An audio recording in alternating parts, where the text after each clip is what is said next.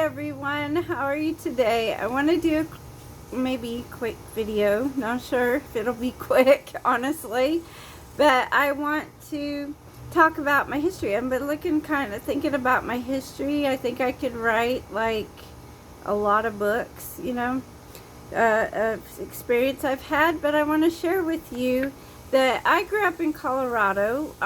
My family has, my husband and I, sons, have lived in Texas for a really long time, but I grew up in Colorado, and my mom still had her 20 acres until she passed away in Colorado where I grew up. And here is a picture of me and my sons and I, being grammatically correct, with my mom and visiting. And I want you to notice the mountain behind there. I live by the Navajo Reservation, and I am part Cherokee.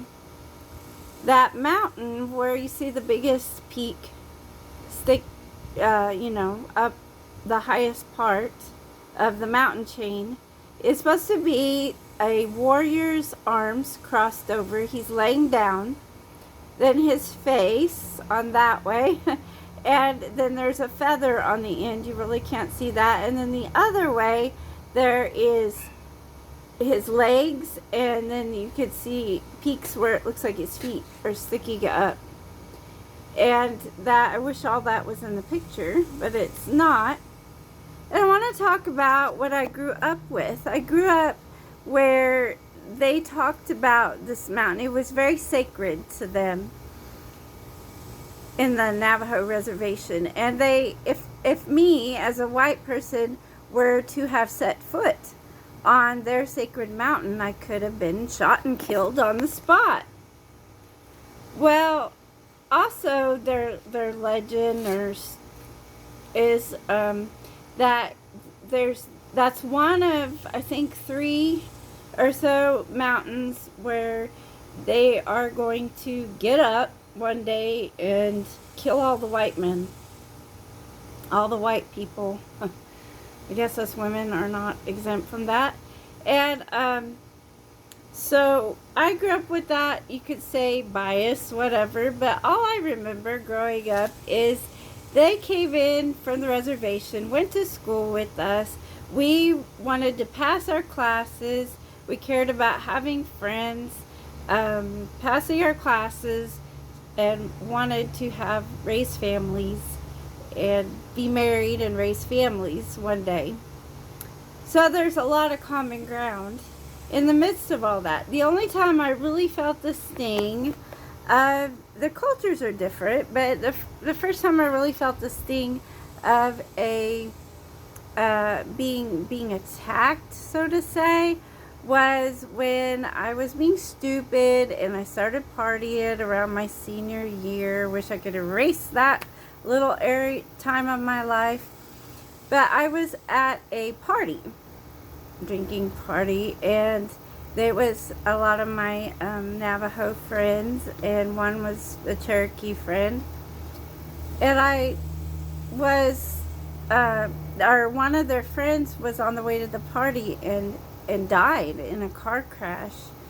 They were so angry, almost like they were angry and it was my fault or something, and they attacked me and started grabbing me and trying to hurt me. Well, my other friends who were Navajo, Cherokee, different, mainly that's who was there, grabbed me, got me to safety. And they're like, "I'm so sorry that happened to you." And I'm like, "Well, it's not your fault, But that was a really strange incident. Like they kind of blamed me for what happened, kind of thing.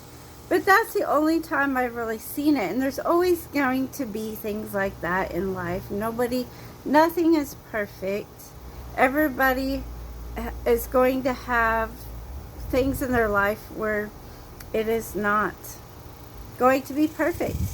But overall, we had common ground. We were taught the Constitution or the Declaration of Independence, to love our country, that we could make things even better, and we could work hard, be honest, all, things that we can all agree on that are very beneficial and good, to be free, to have privacy, private property, be honest, have self-control, those kind of things. So when it comes down to this critical race theory that they're teaching in our schools, in trainings in our military, businesses, churches, it's pretty much a lot worse than everywhere, in a lot of places where we didn't really realize how much it was, that they are teaching racism, they're teaching Marxism, they're teaching that my white skin is I can't help but be oppressive because I have white skin, and people of other colors are the oppressed. So that's dividing us. It's teaching us. That's not good to teach our children that. We need to go back to learning to love our country. I love my country. I love the America and what it stands for, and the people that fought for the freedoms that we have. We need to seek the truth and teach the truth, and beware, because they're calling this critical race theory is under all sorts of different names, and it is being taught throughout the school system. What we need to ask our school systems, what are you teaching about race? I ran for school board, and I asked what they were training our teachers. They were doing trainings for our teachers, principals, admin. I think it was mainly the administration. And I got the runaround. I would not get any straight answers. Another thing that happened to me was a while before that, they were pushing a school bond, and so we wanted to go tour some of the schools and see what's going on. Yes, my kids are older, they're not in the school system anymore, but I pay a lot of taxes still. We pay a lot of property taxes. We live right in the middle of town, so we went to go see exactly what they were proposing, and we basically got told we couldn't do that anymore, and they got their lawyers involved, and they said we could only go if we went on like a tour bus. It was just so strange, and I don't understand how they can, we're taxpayers. These are our kids, our children, our future generations, our grandkids, our children, and who are they to keep us from knowing who or what they're teaching our kids? They're also teaching them about the sexuality that is not their business to be teaching our kids. We can teach our own kids the values that we want them to have as parents. We have parental rights. We need to hold on to those parental rights, because some of these policies that they're coming at us with are not good for parents' rights. They're not good for our freedoms. And we really need to start paying attention to what's going on. We need to seek the truth. I've learned a lot through Hillsdale College and different places that do teach the truth, but also just reading our founding documents, especially the Declaration of Independence, the Federalist Papers, our Constitution. We need to read those things and be informed on what's going on and what's being taught to our children.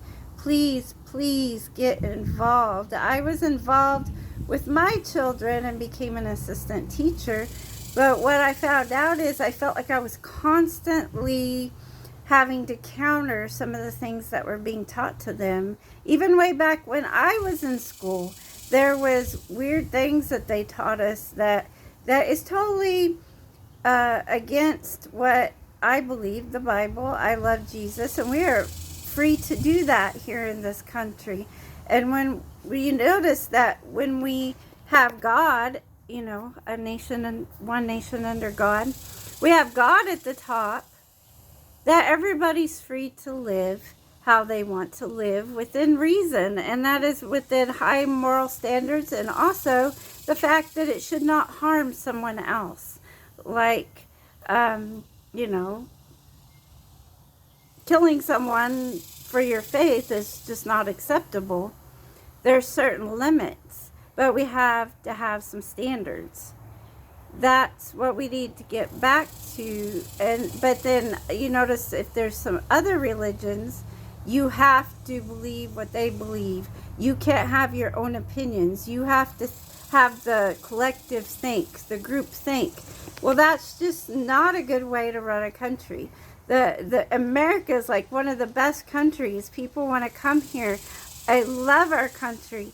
We are a nation, when we're a nation under God and we're a republic like we're supposed to be, then we are free to make our own choices for our families, for our individual rights. And we have certain inalienable natural rights that come from God.